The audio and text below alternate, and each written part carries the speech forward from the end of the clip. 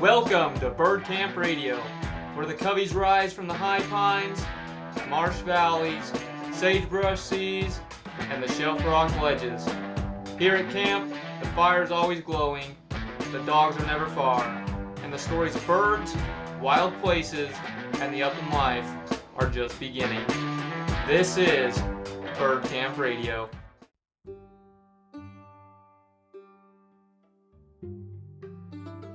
Welcome back, everyone, to the Bird Camp Radio podcast. This is our 19th episode now, and we're excited to have our guest on today.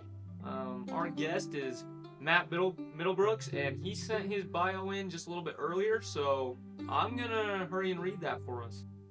Matt Middlebrooks grew up fishing and hunting deer and turkey in Tennessee, with the occasional duck hunt rounding out his early outdoor experiences.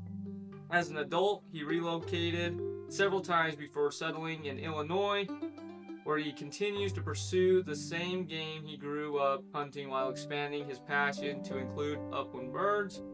Matt is the host of the Check-In Station podcast, a platform dedicated to everyday hunters and anglers. On the show, he welcomes average Joes like himself to share their hunting and fishing stories, the successes, the mishaps, and the memorable moments in between. He's a strong advocate for ethical and legal hunting and believes that the value of a hunt isn't defined by antler size or a mounted trophy. As he often says, next year's trophy will taste just as good this year.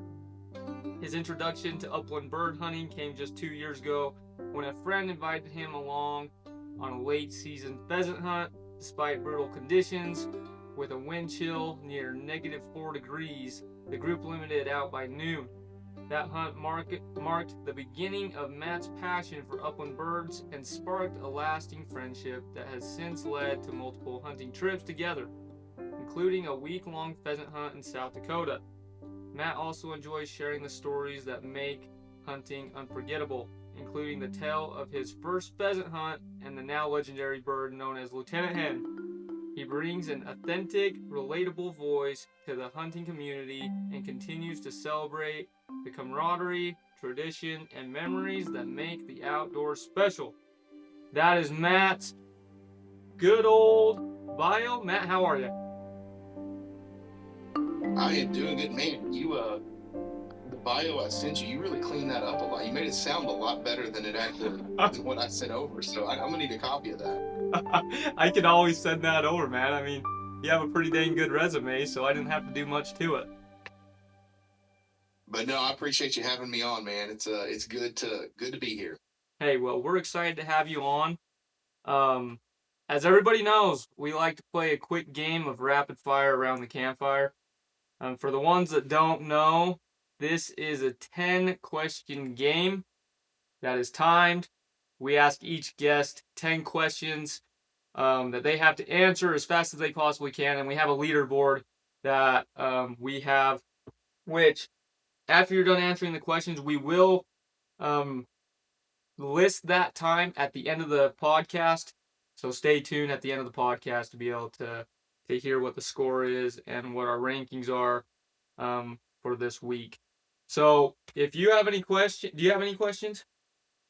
I know, man. I think this is my first time being a guest on a podcast. Are you serious? Oh, man. I think so. Yeah, it's a little different from this side of the table. I bet it is. I mean, so I had the opportunity, before we played the game, I actually had the opportunity to go on to Matt's podcast, and he does a great and amazing job. And we're going to talk about that later on so you guys know where to find him. But he was actually the first podcast that I went on, and it really is different being on the other end. I mean, honestly, I think it's a little easier. You don't know what's coming your way. That's true. That is true. But I feel like I don't have to be, I don't know. I feel like it's more stressful on this part. I don't know. But I guess I'm just the one asking questions. You're the host, you're more prepared because you know like what you're going to say. In a lot of ways, you kind of know how you're going to guide the conversation. But even though I've listened to your podcast and I know the questions and stuff, it's still like, man, am I going to just completely blank on one of these? I got a time to worry about here. It's kind of funny how that works because, like, we talk about this beforehand, right, guys? Like, before we play this game, And like guys are like, oh yeah, I'm completely ready. But it's funny how like you'll completely blank. Like guys will just blank and they're like, man, I was like pause for a minute. I'm like, man, did we cut out or something? Well, hit me with it, man. Let's do this. All right, man. Well, if you're ready, I think we're ready on our side. So here we go. Favorite wild bird to chase? Pheasant, Most challenging bird? duck, no, turkey, turkey. Favorite dog breed? I've got a Jack Russell Terrier that I love. And that's not a hunting breed, but I'll say GSP for hunting breed. Nice. Best bird for eating? Turkey, Go-to field snack? honey bun. Dream hunting destination? Oh, here's the one I'm blanking on. I'm gonna say a big duck trip with the boys. Nice. Favorite month to hunt? All of them. Game bag or vest? Vest, Solo hunt or with a group? group, Lead or steel shot? whatever kills them. I like that answer. We haven't And had it's that. allowed. If DNR's listening, whatever's allowed. That's pretty good. We've never had that answer. I like it. All right, so that's all of it. I mean, you've made it this far. I mean, it's Oh man, gone that was well. it? Yeah, 10 questions. It's that fast. And we'll That release was it. 10. That seemed like 2. That was okay. Yeah, it goes quick, You know, man. I kind of went, I didn't go full game bird there. I didn't go full upland bird. Hey, that's So all I threw right. the turkey. I threw the turkey in there. But I mean, pheasant's delicious too. But give me a good old wild turkey over a butterball any day. Oh yeah. I mean, for me, man, I consider, and I don't know if it's just because it's in our like with our pamphlets that we get each year for like upland game, it's upland game and turkey. So I've always just like considered them part of it, honestly. So that's just my Okay, opinion. sweet. I think everybody's got their own opinion on it. For me, I consider them upland. That's just me though. I'll take it. I'll take them upland. I'll take them downland. I just enjoy turkey hunting. I've Well, never shot one out of a garage window before, though. I'll say that much. that is true. I had the opportunity to share a turkey story with him on his podcast, and I'll have to definitely share that at some point. I haven't shared it on here, so definitely got to share that. But yeah, man, I mean, we're excited to have you on the podcast. Like I said, it's like you said, it's a little bit different being on the other end of it, but for the ones that don't know too much on this podcast or maybe new, and maybe a refresher for the guys that have already listening, what we like to do is bring our guests on. We have their bio, and everything that we're going to talk about is going off the bio, getting to know our guest, why they do it, why they continue to do it, why they love it, and kind of the ins and outs and the details of their lives when it comes to hunting and upland hunting. So we're excited to have you on, and we'd just like to kind of start right from the get-go, Matt. Like how did you even get started into hunting in general? So for me, growing up, my dad was a big fisherman, and growing up in Tennessee, when I was a kid, whitetail hunting was big, but also like when my dad was younger, there weren't many deer. Like I remember him telling stories about like if you saw a deer during the season, that was a big thing. So he kind of he had some, we'll just call it some bad luck. He's come on and shared some of his mishap stories, and so he kind of steered more towards fishing. And then when I got to middle school, I started deer hunting with my grandfather, and that's where my first couple hunts with him is where kind of the basis for the podcast that we do, the check-in station, and that's where that came from. And that idea was getting back to those roots. And so growing up deer hunting with him, and then I got into turkey hunting and a little bit of duck hunting. We weren't super successful, but at the same time it was just me and my dad duck hunting. And we would go down to the river, and my mom and sister would go with us, but we'd get up super early in the morning and go duck hunting. And I think we killed one duck in probably like 5 years, Wow. and it didn't matter. It didn't matter. Like that wasn't what it was about. I learned the ins and outs of calling. I'm still not a great caller. I'm just getting back into duck hunting with some friends up here, but that for me, that was kind of the basis of my upbringing. Was I don't, when I look back on it, I don't think a lot about the kills and like the animals that we took. Like I do, but I'm mostly like I think about as much the times that we didn't kill something than I do the times that we did harvest something. And so it was really kind of a family affair growing up and growing up doing it with people, and that's where I really found my love for the game, as we'll call it. I completely agree with that. I mean, a lot of the time, I mean, of course, it's always great being able to pursue an animal and be successful in that way. But I mean, most of the hunts, I mean, especially coming off of your episode, you get to hear a lot of things that go wrong, and it's kind of fun because those are where the stories really are. And I mean, you get to be able to share these stories for the rest of your life, and I mean, they're memorable and they're fun, and it's exciting. That's really, I mean, one of the biggest parts for me as like a hunter in all aspects is just being able to have the story, be able to share the memories with my friends and family, be able to tell that story at the end of the day. So I really appreciate that aspect Yeah, of it. you asked me about my dream hunt, and that was the only one that really caught me off guard because I've been blessed that a lot of the animals I've wanted to hunt, I've been able to. I was able to harvest my first elk it was a year ago in December, and that was a trip I took with my dad. And so we were able to go to New Mexico and take an elk, and that was kind of a big bucket list one. But for me, the dream hunt is honestly, I said, anywhere with the boys. Like I enjoy. I can hunt by myself. I'm happy to hunt by myself, but I'd rather sit in a deer stand with somebody else or a duck blind or in the turkey woods. And my kids are still kind of young, so they're not quite. They've dabbled a little bit, but they're not quite ready to go spend like a whole day out chasing something. And until then, it's a blast to do trips with the guys, hunts with the guys, fishing with the guys. I wouldn't have it any other way.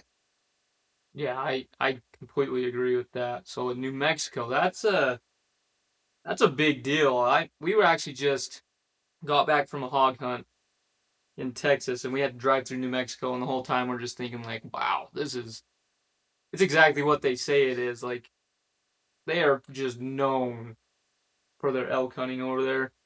And I'm like, man, that'd be so much fun to be able to hunt. So that's kind of funny that you've had that opportunity. Yeah, New Mexico to me is probably the most underrated state that I've ever been to. Like I was honestly just expecting kind of desert, like not a whole lot there. And like I said, we were there in mid-December, and it was beautiful. Just the rolling hills, and I mean, a lot of stuff. I can only imagine what it looks like during like the spring when everything's growing.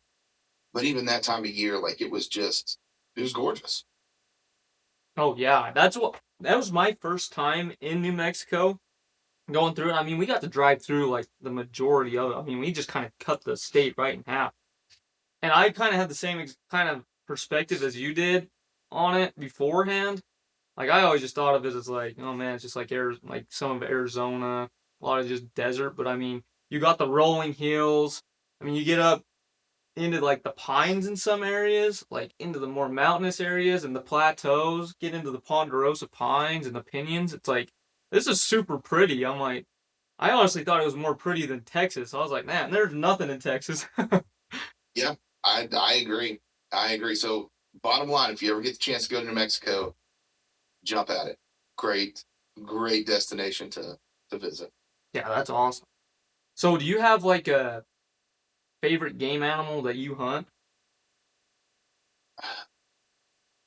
Um, honestly, like no, I don't have like one that really sticks out above the rest. Like I'm kind of I joke that if I was given the choice that I could either hunt deer for the rest of my life or do 3D archery, but I couldn't do both. I'd pick 3D archery, just because even the phone, man, I hunt the phone.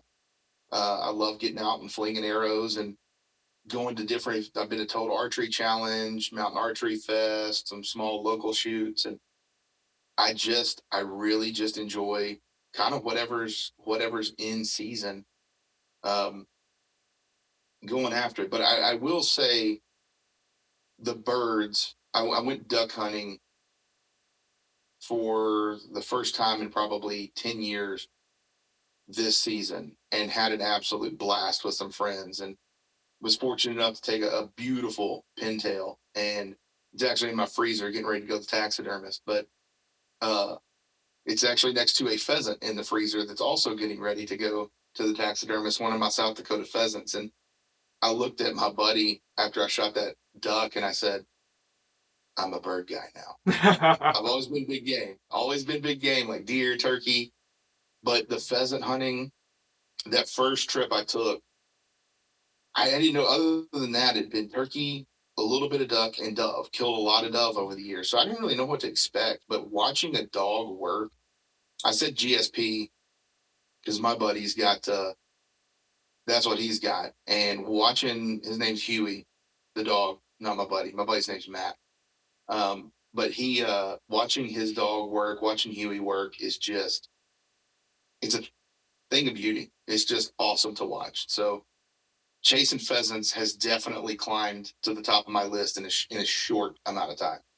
It's definitely hard to beat pheasants, and I mean, especially with you were able to just get baptized right into it, right in South Dakota. I mean, I haven't even had the opportunity to do that. I mean, here in Utah, majority of, well, at least where I'm at, most of them are farm pen raised birds that are DWR releases. So being able to get on a wild pheasant, is it too. Okay? Okay, so you kind of have the same idea then with that. Yeah.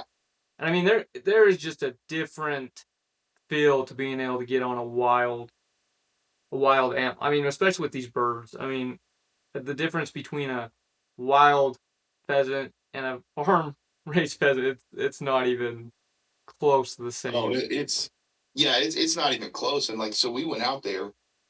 It was me, Matt, his father-in-law, and then his wife's uncle.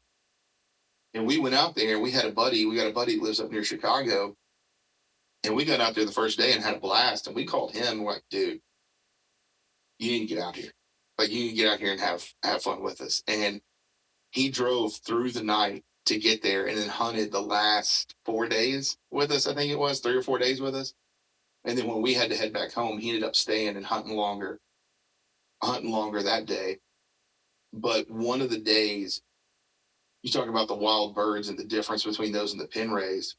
We were driving past I don't know what you'd call it. It wasn't like, they weren't pen raised, but it was an area where, like, private land where they essentially like host corporate events. Like, they had a bus that all these people had pulled up on and were hunting. So it's private ground designed to host people. But again, they're still wild birds. And they had shot at one, and we're driving down the highway at 61 miles an hour. And that bird is beside us the whole way, like for probably 400 yards. It wasn't just like a quick shoot off. Like, it was beside us for an extended period of time. And we're all looking out the window at it. I'm driving, and I forget who it was, goes, how fast are we going? And I looked down and we were going 61 miles an hour.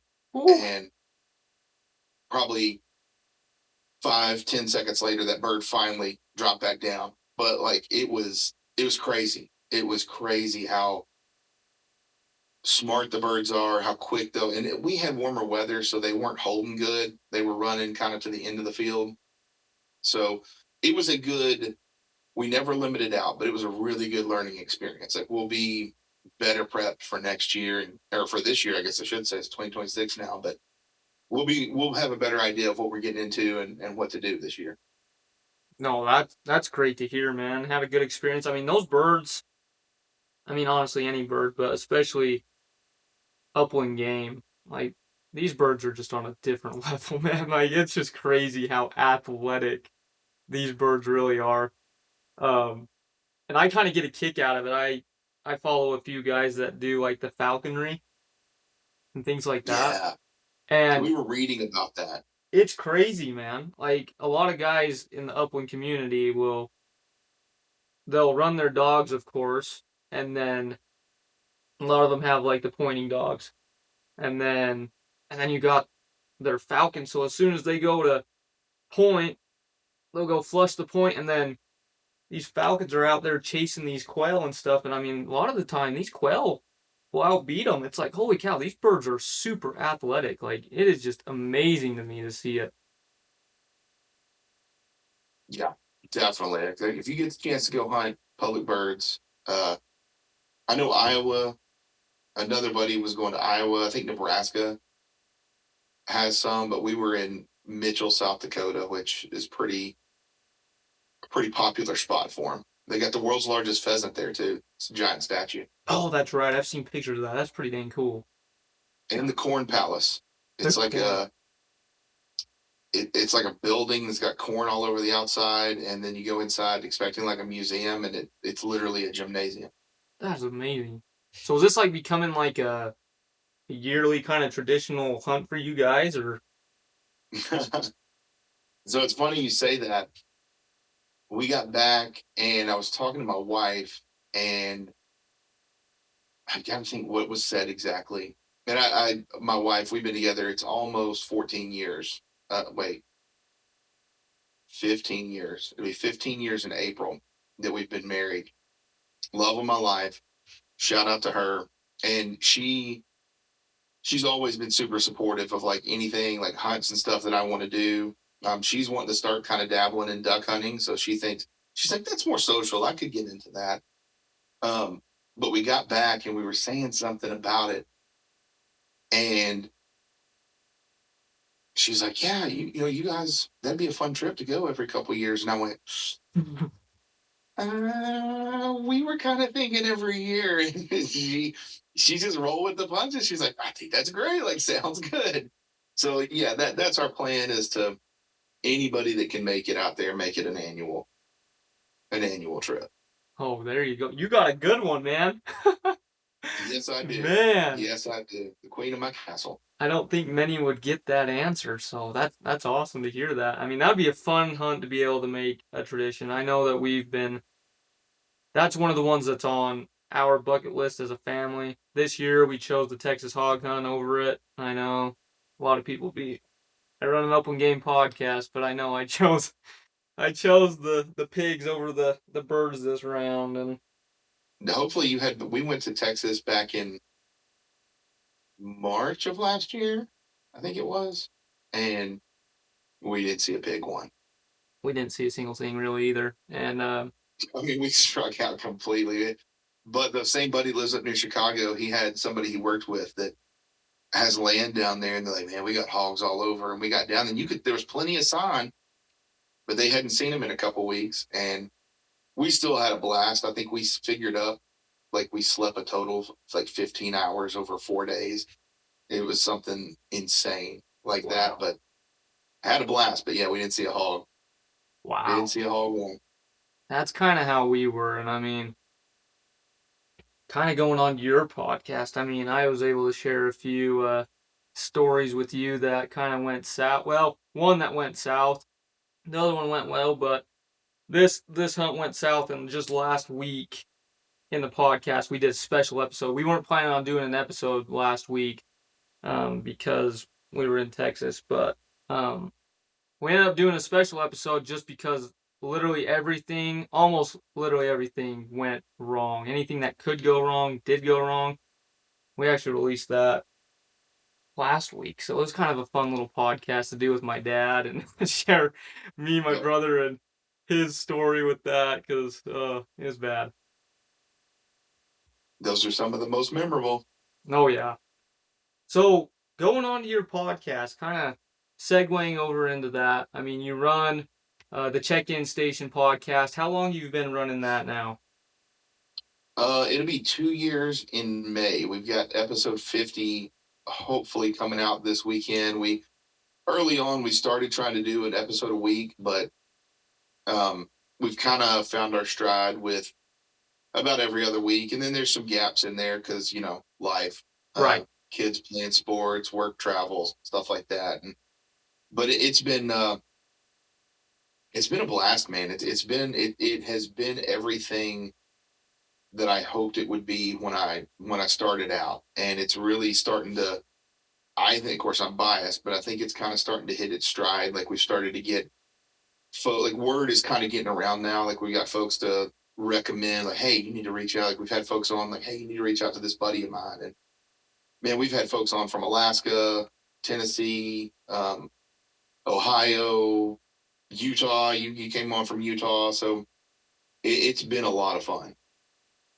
No, that's awesome, man. I mean, for anybody that hasn't listened to this podcast, um, you and me kind of got connected through social media, kind of started putting this all together early on for me, and I've been able to listen to through almost every episode now. And you guys do an amazing job. I love the stories that you guys have and what you stand for because I mean, you your show focuses on the average Joes rather than more of the pro kind of side of it. And Yeah, we've had a couple folks on, like name people, right, and they've been great. Like they've been great. Their stories have been entertaining, but it's been kind of the whole birth of this thing was some out of memories, some out of frustration, but and what what I mean by that is like growing up, you had to take your animal to a physical check-in station. I'm old, I'm pushing 40 now, so depending on who you ask, I don't think I'm old, but some people are like, man, you're pushing 40, you're getting up there. And then when you talk about hunting in days before cell phones, people are like, what? Like there was a time before cell phones, and you had to take it to a physical check-in station, and that was with my grandfather. The first deer I ever killed was a spike, and I remember just how excited I was, how excited he was. And this particular check-in station was like a mom and pop restaurant, and they were all like mom and pop restaurants, mom and pop gas stations, and it was youth season. And I remember walking in there, and my grandfather walked up to the counter and said, we need to check in a deer. And it was like a record scratching, and everybody turned. Everybody was sitting there. It was all the old guys sitting there eating breakfast, and they're like, "Did you get one? Tell us about it." Got it out of the truck, and they wanted to see it. And, it's a spike, but man, I felt like Sam Darnold last night after the Super Bowl, like getting interviewed, like just cloud nine. And then you fast forward, oh boy, 25 years or so, and there's just so much out there of, oh, you should have let that one grow another. People, they'll post their pictures on social media, and I might get some flack for saying, my bio where I was like, as long as it's ethical, shoot what makes you happy. Next year's trophy will taste the same as it this year as it will next year. And they're like, well, that's just a guy that can't kill big deer. And fair enough. If that's what you think, cool. But um, just do it for fun, man. And don't let anybody else get in your head, get in your way. Like if it's an 8 point, shoot it. I wake up every opening morning of the season. The first day I get to go, I roll out of bed and I just kind of say to myself, it's a bad day to be a spike. Like, I don't care. I want meat on the table. I want the fun. I want the memories. And so that's kind of where that came from. That's the frustration part of like everybody's gotten so negative about it and wanting to put a little joy back into it. And that's what's been cool is the number of people that have had on from all over the country, like states that are known, even our state here in Illinois, we're known for big deer.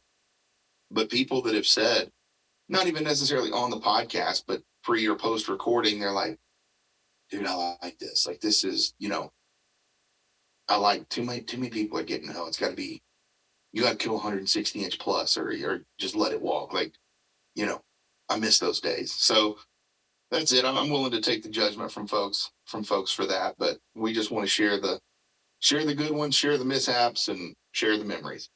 no, I love that. I mean, if you guys have the opportunity, you need to go listen to this podcast. You got a lot of, I mean, what you said, pushing 50 now episodes? Yeah, we've got 49 out. We got a couple more lined up to do, but yeah, 50. Kind of the guy I started this with. He's been out for a little bit, and so we're trying to find a time. He's got work schedule and young kids. I got work schedule and young kids, and so we've been trying for over a week now to get together and record episode 50, and so far it's not worked, but we'll get it out hopefully this weekend. No, that's good to hear. So I got a quick question for you, because I mean, I've kind of thought about this myself with hunting and then running the podcast. Do you feel like hosting the podcast has like changed your way of thinking about your own hunting experiences? That's a good question. Um, Honestly, no, not really. It's it's kind of one of those things. I'll compare it to this. I've always said the day that I stop getting buck fever or getting the shakes after I harvest an animal, whether it's a turkey, a deer, a pheasant, whatever, that's the day I'm hanging it up. That's when I'm not getting that rush, that adrenaline, that excitement anymore. If I'm not dependent on this for food, I'm not, I'm not doing it anymore. And kind of the same thing. I think the day I start hunting or doing stuff based on, I hate using this phrase, but based on content. Like I don't want to I got one buddy, we're always busting each other's chops. You know how buddies are. And he jokes about me being want to be an influencer. And it's like, no, not at all. Like the day I start planning trips or hunts or something like that around, I need content or I need a good story. That's the day I need to hang it up. So it hasn't really shaped mine necessarily. And I've shared some of my stories on the podcast, but especially early on when we were just getting started. But for the most part, I want to hear other people's stories. And there's some back and forth in there where they'll share something and I'll share an experience similar to that I had. But in fact, I asked my wife the other day, we were listening to one of the most recent episodes, and I was like, did I talk too much in this one? Like, because I want it to be about them. I want them to share their stories, and I want them to be able to like think this is cool. And because for a lot of them, the majority of our people have never been on a podcast before, and so I want it to be something that they can send to their friends or send to their family and be like, hey, check this out, I got to tell a story. So I try to keep it about them more than me. But yeah, early on we definitely had more about us on there, but I think we're finding our stride with getting more and more guests from different backgrounds and experiences coming on. So shaping my hunts, not so much. No, I like to hear that. It's a really good perspective on it. I mean, and that's why we do it, honestly. I mean, let's start it for everybody, where you can kind of build that community of hunters coming together. I mean, that's one of my most favorite things about it is when I hear when guys text me all these pictures and stuff like that of what they're doing out there, the hunts that they're going on, and then a few of the guys getting together and actually hunting with each other from previous podcasts. I'm like, this is exactly what I wanted to see is being able to create that community, and like you said, giving these people an opportunity to share, because I'm just an average hunter.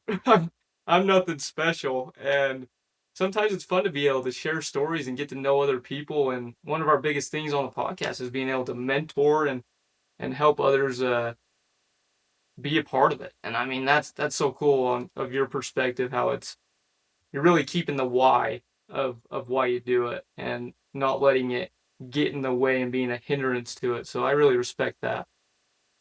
Yeah, I think, and look, I'm by no means like this isn't a shot across the bow at anybody, because I mean, the whole reason we started this, I talked about, was so much negativity out there about, you post a deer you killed and folks hop on there and make, oh, you should have given that one another year. Or, well, look at how big this one was I killed. And so many trade shows and stuff like that. And it has become just like everything else in the world, an influencer heavy industry. And look, everybody's got their opinions. I've got mine, you've got yours. And the famous influencers have theirs, but at the same time, I don't want to mock anybody for their opinion being different than mine. And I want to make sure that whoever comes on our podcast or is a part of our community is they're welcome, they feel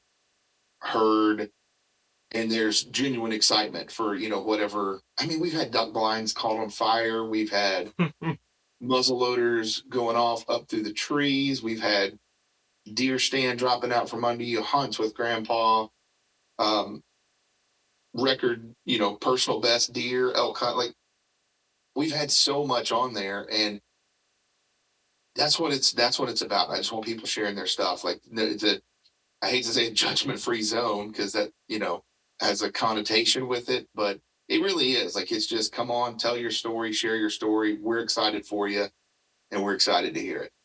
I love that. I mean, that's really what it's all about. But I have one that I want to talk about specifically, kind of give people an idea of one story in specific of your podcast, kind of bringing back the South Dakota. Let's talk a little bit about Lieutenant Hen. All right, Lieutenant Hen. So, this was my first pheasant hunt, and a neighbor of mine, we'd hunted together, done some deer hunting and turkey hunting together, and he's like, "Hey, have you ever been pheasant hunting?" I said, "No." And he said, "I'm a guy I go to church with. We're going pheasant hunting. You want to go with us?" And it was like right after first of the year 2024. So like early January 2024. And so I was like, "Yeah, sounds great. Let's go." So we get up that morning and head up there, and it was cold, like so cold. And I think, if I remember correctly, it was near zero when we got up that morning. And by the time we got out there to hunt, the feels like was -4, and I think the temp was like 3. And then we tagged out at lunch, and we limited out around noon, and it was up to 10. So it was just cold. And the guy we're hunting with happens to be my now good buddy Matt, who I had never met before. And turns out he was relatively new to pheasant hunting as well. He was I think this was his second season doing it. And he'd gotten a dog, Huey. And so we went and had, the way it works here, you go out there, you check in, you sign in, and then you come back at like 9 o'clock, and you have a safety meeting, and then you're assigned a field, and you have to hunt that field for an hour. And then after that hour, you can kind of spread out and go wherever. So he gets assigned in, and we meet him at a restaurant for breakfast, and he's giving us the ins and outs. And with up here, you could shoot a hen or a rooster, didn't matter.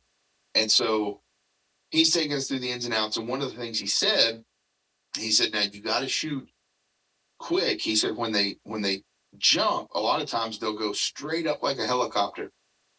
And then when they hit that peak, they take off, and they take off quick. Now, for anybody that's ever been to South Dakota or someplace like that, yeah, they really do take off quick. But given the temperature that day and the fact these were pen raised birds, they weren't quite as quick. So again, keeping in mind, first time pheasant hunting, we're walking out into the field, and I jumped this bird myself. Huey wasn't even by me, and I just about stepped on this thing, and it goes up. And in my head, I'm thinking, like, I need to shoot it at its peak, because this bird's going to take off. And sure enough, when it gets up, I blast that sucker, and feathers just went everywhere. And I hear him say, he's like, "Let it get a little further next time." And of course, this is my first day meeting him, and we laugh about this because we razz each other all the time. I was like, "Hey, look, I'm just doing what you told me to do. Like, I shot this thing at its peak." So we hunt the rest of the day. We get what's left of the bird and put it in his vest and hunt the rest of the day. And once we get our limit, we lay them all out on the tailgate of the truck to take a picture. And we have them all laid out there, and I forget who it was. Like half this bird is missing, just gone. And I forget who it was that we're standing there looking at it. One of us just goes, of course, you ever seen Forrest Gump? Uh-huh. Yeah, one of us just goes, Lieutenant Hen, you ain't got no legs. And of course, we just lost it. We just lost it, cackled. It's still been a joke. And then when we went to South Dakota this year, the guy that came from Chicago, this was his first time hunting out west. He'd hunted pheasants before, though. He did the same thing. Like this bird gets to the peak, and I had this bird on the end of my gun. And I have the safety clicked off and the trigger squeezing, and this bird just explodes off the end of my barrel. And I never fired a shot. And of course, the other guys over there just start laughing. And he just looks at me and he goes, I got him. And I think that was the first or second bird he had shot. And he's just like, I got him. So that was a rooster, because you can only shoot roosters out there. But that was Lieutenant Hen Part 2. Man, yeah, Part 2. I haven't heard that. Hit him at the peak, but let him get a little further out first. That is awesome. I love that. I remember you telling me that story when I came had the opportunity to take some other people out there new, and he makes sure and he'll tell them, he'll be like, listen, you want to shoot them, they're going to go fast, but don't shoot them right at the peak. Like, let them get a little distance first. And then he always looks at me and rolls his eyes. He knows. He knows too well.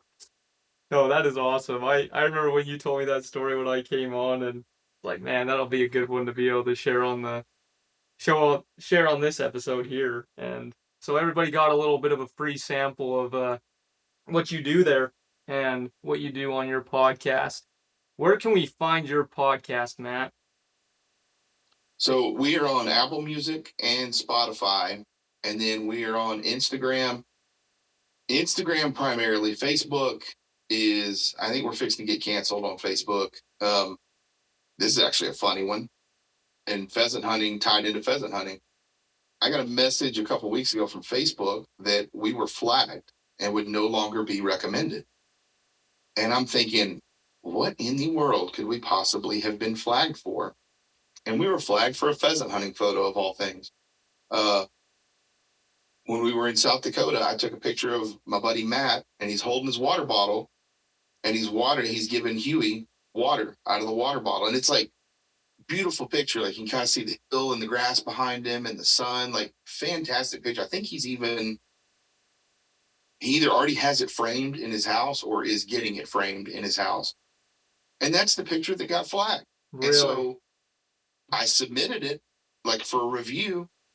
And they didn't tell me what was wrong with it. Submitted it for a review, and they came back and were like, yeah, you're still flagged. And I have no idea. And then they flagged us for our logo, which I still haven't figured that one out. So Instagram, which ironically is owned by Facebook, but that's where we're at primarily. And then for contacting us, and then, like I said, Apple Podcast and Spotify, the Check-In Station podcast.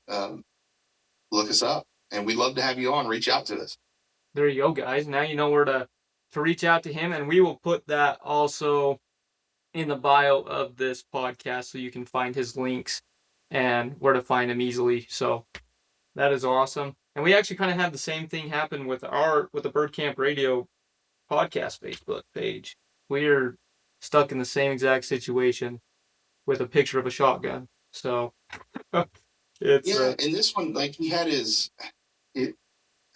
I don't know, he had his gun over his shoulder, so I don't know if that's what it was, but they never told us what it was. And, you know, hey, if you don't believe in the Second Amendment, then we don't want to be on your platform anyways. That's right. It ain't the podcast for you at the end of the day. Well, heck, exactly. This has been a great podcast, and we've absolutely enjoyed having you on here. As we said, guys, you know where to find him, and I will also put all of his information on the episode links, so you can go out, reach out, find him, join his podcast if you guys have stories, and go support this podcast, because it honestly is a great podcast with great stories, with great guys doing what we love. Passionate hunters out there sharing great stories and memories, and that's what it's all about. Before we close, though, we always ask one quick question to each one of our guests before they head out, and that's, do you have any advice for any upcoming hunters who are just getting into it, or hunters just in general? Just do it, man. Like, I hate to steal Nike's. I don't know if just do it's still their slogan or not, but it's do it and tune out the outside noise. Like, do what makes you happy. Like I said, that's what we're all about. Do what makes you happy. Follow the rules, follow the law. If you don't know what you're doing, find somebody that does. And that's the thing, is like, it is a very friendly community. Like, when you find a good group there, there's always somebody in some of the Facebook groups that is kind of negative, but for the most part, my experience has been people want to help. I mean, even some of the message boards, as we were getting ready to head out to South Dakota, people were asking questions. We were asking questions. We learned stuff from that. And just don't let anything hold you back. If you're thinking about it, don't wait another year. Like, just jump in, do it, have fun with it. And I'd say don't rule anything out. I mean, if you told me when I was deer hunting years ago in Tennessee that I would be hosting a podcast, on a guest on another podcast, and bow hunting, duck hunting, pheasant hunting, all this, I'd have been like, there's no way. And you never know what you're going to discover and what you're going to find. I love that. That is exactly why I asked that question, because everybody always says it better than I say it myself, and I say that every podcast, but it's true. I really enjoy being able to hear what you guys have to say, and you couldn't have hit it better on the head. Is getting out there and doing what we love, because why do it if we don't love it?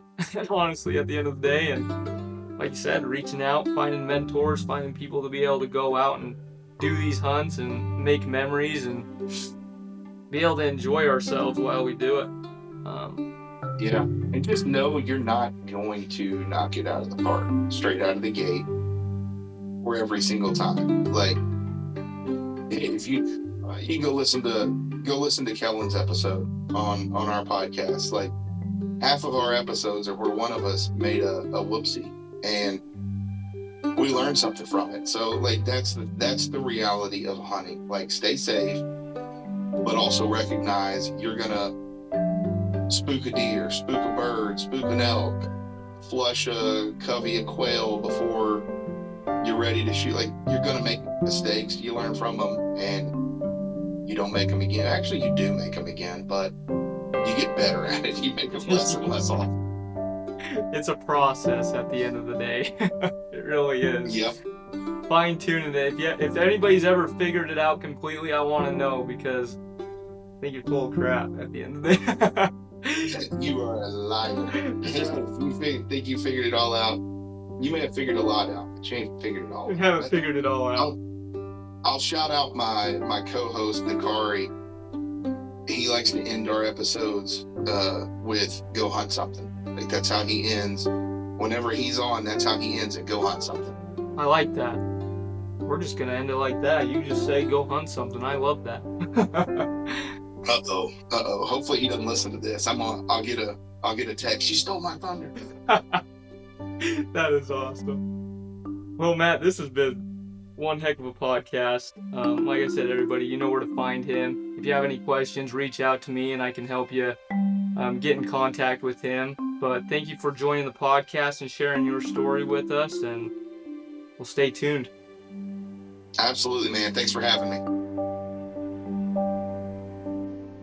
Thank you again, everyone, for listening to the Bird Camp Radio Podcast. Before you leave, of course, we need to release Matt's time for the rapid fire around the campfire game. Matt, your time was 55.92 seconds, which puts you in 15th place. Thank you for playing and joining us on this podcast, and we'll catch you next time. You've been listening to Bird Camp Radio, where the high pines, marsh valleys, sagebrush seas, and shelf rock ledges always call us back.